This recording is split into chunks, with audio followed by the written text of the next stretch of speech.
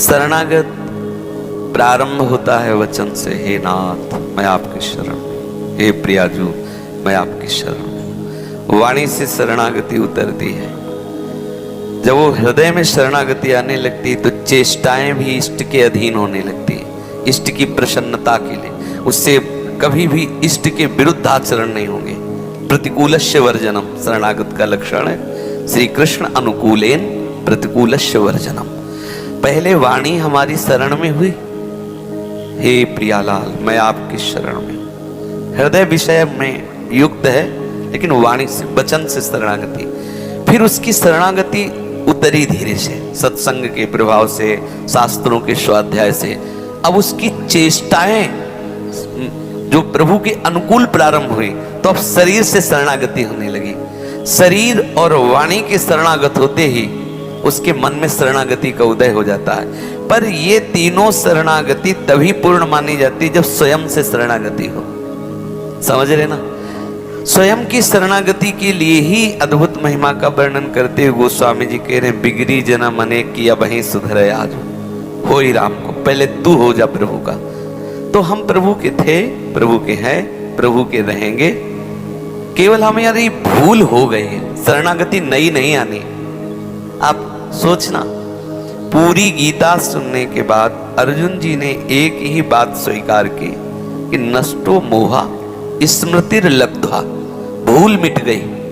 नई बात तो कोई नहीं है, भूल मिट गई। हमारी भूल है इस शरीर में, संसार के भोगों में सुख है, ये भूल हमारी हो गई। हमारे प्रभु नित्य हमारे मित्र हैं, हमारे स्वामी हैं। हम जो भी भाव करें हम उनको भूल गए और अनित्य को अपना मित्र मान लिया। श्रीमद् भगवत गीता जी, श्रीमद् भागवत जी या जो भगवत प्रेमी महापुरुष जन हैं उनके समीप बैठने से, उनका जो एक एक शब्द है उसका श्रवण करने से, शास्त्रों का स्वाध्याय करने से, ये जो हमारी भूल थी, मैं शरीर हूं, मैं स्त्री हूं, मैं पुरुष हूं, मैं भोगता हूं, मैं करता हूं, ये मिट गई। नष्टो मोहा स्मृति, याद आ गई। ये है पूर्ण शरणागति। ये हुई नहीं, ये थी, जो थी जिसे हम भूले थे वो याद है। ओह मैं तो प्रभु का ही था, प्रभु का ही हूं, प्रभु का ही रहूंगा। भूल से माना हुआ जो संसार शरीर का राग है उसे त्याग दिया। तो उसे कैसे त्यागे? तो पहले वचन की शरणागति हुई। हमारी जबान कट जाए लेकिन हम प्रियालाल के हैं, इसके सिवा और किसी को नहीं बोलेंगे। ये शरणागति। बोले अगर तुम ऐसा करो कि ऐसा ऐसा ये स्तोत्र गा लो तो तुम्हारा काम बन जाएगा, तो वचन की शरणागति वाला बोलेगा, बोलूंगा तो श्यामा से हम चाहे नरक मिले, नहीं चाहिए मुझे स्वर्ग। ये हुई वचन की शरणागति। वो वचन से रसना कटो, मेरी जबान कट जाए। मैं ऐसा एक बार बता चुके हैं, ये स्वयं की अनुभूति का विषय है, एकांत का विषय है अंदर का। एक बार स्वप्न में हमने पहले देखा कोई बहुत भयावह दृश्य। तो संन्यास मार्ग में एक मंत्र, बच्चापन से भगवत मार्ग में रहे तो गुरुदेव ने दिया था कि जब कभी भय लगे तो इस मंत्र, वो नरसिंह मंत्र है, और उसके हमने बड़े चमत्कार देखे। उस मंत्र का उच्चारण करते ही कुछ ही मिनट में हमें मतलब वो भय निवृत्ति या इतना महान बल कि हम चिरते हुए उस भय को चले जाएं। एक बार नहीं, मतलब लाखों बार, क्योंकि बच्चापन से इस मार्ग में मेरे कोई सहयोगी था नहीं, गुरु कृपा और मंत्र यही सहयोगी थे। तो उसका पूर्वाभ्यास होने के कारण इस कुटिया में थे, यहाँ कुटिया थी, तो हमें स्वप्न में एक भयावह स्वप्न आया। तो उसमें वही मंत्र उच्चारण होने लगा क्योंकि वो अभ्यास था और वो हमारे अंदर बैठा था। फिर इसके बाद एक नया दृश्य देखा कि बहुत सी सखियां हैं और एक सिंहासन, मतलब वो कोई दिव्यता के अंतर्गत नहीं, ऐसे जैसे बहुत सी स्त्रियां हैं और जय हो ऐसा बोल रही है। एक सिंहासन है जिसमें हमें ठाकुर जी तो दिखाई दे रहे हैं लेकिन प्रिया जो पास में नहीं दिखाई दे रहे। तो काफी हम प्रयास कर रहे हैं कि जुगल सरकार की जय हो बोला जा रहा है। तो फिर हम अपने सदगुरुदेव भगवान से प्रश्न किया कि हमें प्रियाजू नहीं दिखाई दी। तो सदगुरुदेव भगवान ने कहा आपकी अनन्यता में कहीं कोई बाधा है। ये 20 वर्ष पहले की बात, संन्यास मार्ग से जब आए थे।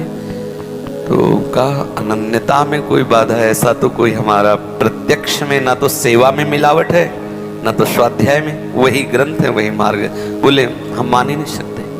जब तक अनन्यता में तनिक भी कमी रहेगी तब तक हमारी लाडली जो नेत्र गोचर नहीं होगी पूर्ण अनंत, क्योंकि प्रेम का साक्षात स्वरूप लाडली जो है। तब स्मृति आई तुरंत का महाराज जी पहले स्वप्न आया था, उसमें नरसिंह बोले नरसिंह मन तो हरि आए लेकिन श्री जी लगी है। तो ये जो अपनी प्रियालाल का तो हमारी वचन अनन्यता हो जाए कि रसना कटो ना। श्री जी का जस गाने से, श्री जी की चरण आराधना से यदि मुझे रौरो नरक मिलता है तो परम पद से भी श्रेष्ठ है।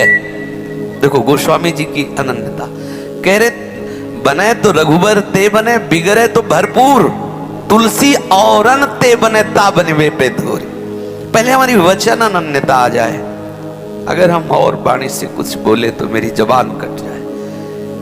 अब हम जो भी करेंगे अपनी लाडली जी के लिए करेंगे, जो भी करेंगे। हम नौकरी करते हैं, हम व्यापार करते हैं, लाडली जी का परिवार, घर में लाडली जी विराजमान, हम लाडली जी के लिए धन कमाते हैं, लाडली जी के परिवार की सेवा के लिए करते हैं। प्रधानता हम रखें, आचरण पवित्र लाडली जी के सिद्धांत के अनुसार। अब शरीर की शरणागति हो गई, जब शरीर और वाणी की शरणागति हुई तो मन जाएगा कहाँ, वो अपने आप शरण में आ जाता है। और जब मन वचन कर्म से त्रिशुद्ध शरणागत हुआ तो कोई नई बात नहीं हुई, जो हम थे वो स्वरूप प्रकाशित हो गया। जब श्री ठाकुर जी का दर्शन होता है तो गोस्वामी तुलसीदास जी कहते हैं ठाकुर जी के श्री मुख्य वचन कि मम दर्शन फल परम अनुपा, जीव पाव निज सहज स्वरूपा। नई बात नहीं हुई, ठाकुर के दर्शन करते ही अज्ञान का नाश हुआ और अपने स्वरूप का बोध हो गया। स्वरूप का बोध जो था है रहेगा वही प्रकाशित हो गया, कोई नई बात नहीं। भगवत प्राप्ति कोई नई बात नहीं, इसीलिए कहते हैं कि घबराओ मत। भगवत प्राप्ति बोले बहुत कठिन है, कठिन है संसार का राग छूटना, शरीर का मोह नष्ट होना। भगवत प्राप्ति कठिन नहीं। अगर भगवत प्राप्ति करने की चाह जग जाए तो आप हर वो राग काटते चले जाएंगे, जहां काटे सब राग रहित हुए। राग रहित व्यतिरेक और अन्वय, ये पद्धति भगवत बोध के लिए, ये नहीं है, ये नहीं है, ये नहीं, हटाते चले गए तो जो बचा वो है। और जब उस है में पहुंचे तो जो कुछ है सब है, जो कुछ है वो सब है। और है कौन? वही है। समझ गए? बोले नहीं है तो नहीं, और है तो जहां नहीं करे वहां भी है ना। नहीं बोले ये भगवान नहीं है नहीं है तो आप कह रहे हैं ये भगवान नहीं, तो इसका मान सकते हैं रूप नहीं है, लेकिन वो है नहीं है। समझ रहे ना? तो इसीलिए कहा उसको कहा जहां प्रभु नहीं, वो सत असत, वो सत असत से परे वो है। और इसी है का जो जिनको अनुभव हो गया वही महात्मा है, वही महात्मा। समझ रहे ना शरणागति? ये